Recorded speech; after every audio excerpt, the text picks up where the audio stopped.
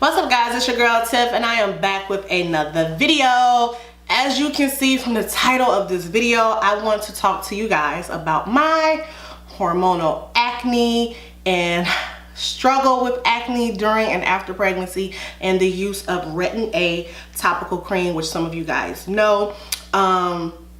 I'm on camera, y'all, with a bare face. I was gonna do my face and do my makeup, and I was just like, what the hell, like, whatever. When I mostly start most of my tutorials, I don't have on foundation anyway, so you guys see my blemishes and my acne and stuff. So if I'm gonna do a video about acne, why not just go ahead and let y'all see the face? So this is the face. This earring. Give me 1 second. All right, having technical difficulties with that earring. But anyway, I just wanted to come do a quick video for you guys because oh my goodness, like, I don't even know where to start with this. But if you have been a follower or subscriber of mine, or even if you're not subscribed and you've seen any of my older videos, like from a year ago, you will see that when I would start my makeup tutorials with no foundation or anything, that I had good skin. I had good, clear skin. I would have a pimple here or there, but that was the extent of like my acne.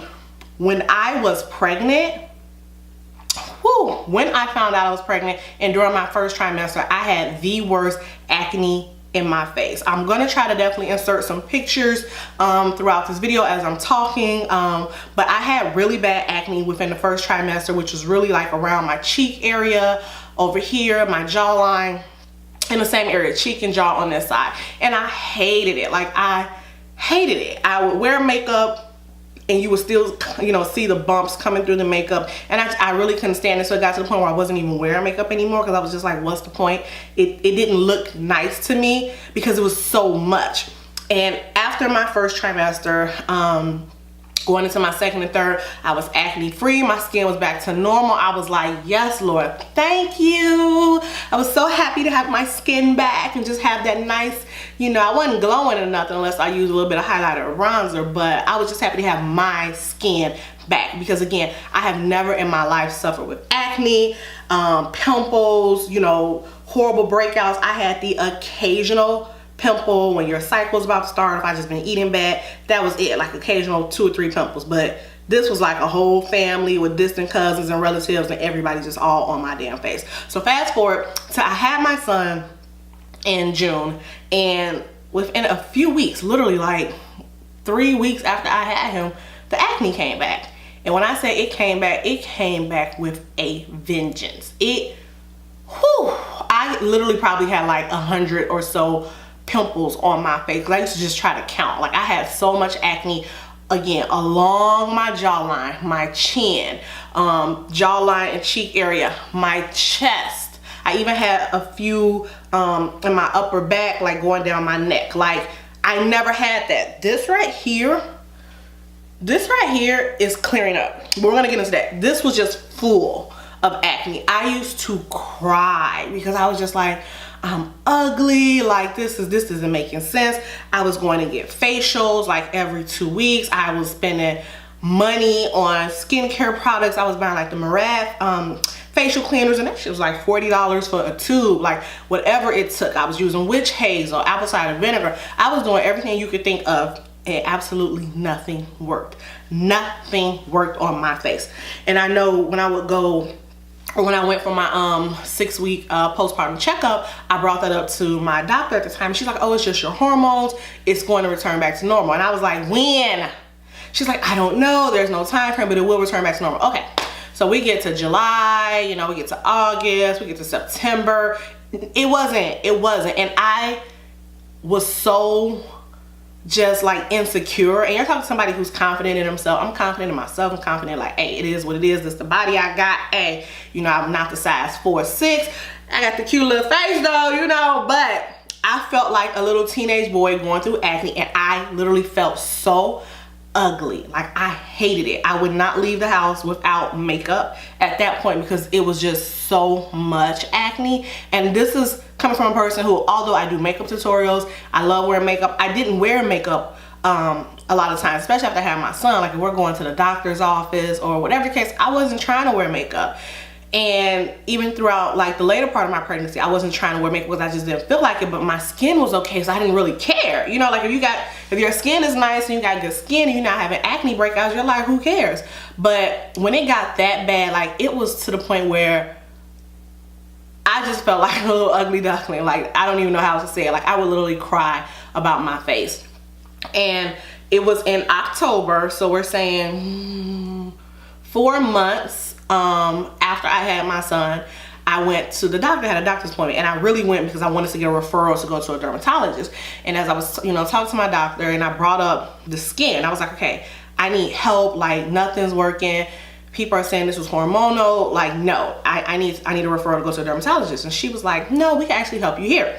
So she talked to me about, again, hormonal acne. And if you guys ever want to know exactly if you're having acne related to hormones, regardless if you're pregnant or not, and I Googled it and I looked on YouTube, a lot of times when you're having hormonal acne that is that's coming because of your hormones, like an imbalance or a surge, it's always typically going to be along your jawline and like your cheek area, but more specifically like that jawline area, chin. That is a sign of hormonal acne. Like if you have acne on your forehead or upper cheek or overlip, those are, everything means something different, but hormonal is definitely and typically this area. So anyway, so I'm talking to my doctor about this, and she's like, well, we can start you on a cream. It's the brand name is called Retin-A, but the generic brand is called tretinoin. Let me say it. It's called tretinoin. It's called tretinoin cream, right? So I was like, okay, put the prescription in. I don't give a damn. Like, we got to get this started, because I didn't like the way I felt. Like, my confidence was gone. Like, it was just a mess. I didn't feel cute. I didn't feel pretty. I just didn't feel like Tiffany. And that's not a feeling that I like. That's not a feeling that I enjoy. So we put the prescription in, and October 7th is when I picked up my prescription. And the instruction was to use, like, every night, apply a pea-sized amount on the areas of your face, and you do it right before bedtime. So this is what I have. Is again, if I'm saying it right, and if the camera, tretinoin cream 0.01. It comes in different, I guess, percentages, like 0.25, 0.5, whatever. So they started me off on the lowest dosage. And my instructions were to use this every night. And I asked my doctor, like, okay, when should I see some results? And she's like, you should see something within 6 months. 6 months? I ain't got 6 months, but I got 6 months, okay? I ain't got it, but I got it if I gotta do it. You know what I'm saying? So I'm like, all right, let's just start this. So the first thing that I'm gonna tell y'all is, when you pick up medicine or whatever and you read all of the side effects, they ain't lying with the damn side effects that is going to come with using this shit, okay? I'm just gonna keep it 100% real with y'all. The first night I started, when they say a pea size, you really just need a pea size. And I would take the pea and I would just like dap the problem areas to make sure I had the cream. And then I would just spread it in. I'm a one finger. I would spread it in, boom. So what you do is you do it at night. So you wash your face. And what I was doing at first that I didn't realize is after you wash your face, you want to wait 20 to 30 minutes to make sure your face is completely dry. Your face has to be completely dry because you do not want to lock that moisture in your skin, because that's not going to help the acne go away. So you want your face and your skin and your pores to be completely dry. So if you're washing your face at 9 o'clock, I just say rule of thumb 9:30 is when you apply the cream. So what I would do is, when I started off with this, I would put the little dab and I would rub it in. It honestly took a week before the shit hit the fan. When I tell you, I could not even use my regular face wash, like my Aveeno face wash, my Cetaphil face wash. After I was using this consecutively just for 1 week, I could not use that because anything I used on my face was burning. It would burn, it would sting to the high heavens. I would get my Aveeno, get to wash it, woo, face start burning. I would just literally have to like wash it off, rinse it off with cool water right away.